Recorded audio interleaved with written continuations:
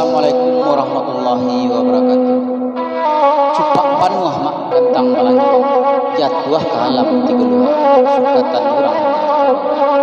Tu salam mak samah dan rila jemaah kami pinta, uku aja jangku kotalan. Saidaran singalang jumarapi mak selingka singkara kemari beliau, kasinan bana tu buat sama. Indak pasibak kubasisir, indak kaingo jua batih dilingkuang sambah kasadolah. Usanak penanga kasadolahnya, ikulah kami dari grup Saluang Rabab Tunang. Nan kabas Saluang kiniku adalah Winri Melayu, Galah Stone Swiss. Sedangkan dendang itu pada gurau semalam ini adalah Endrayati.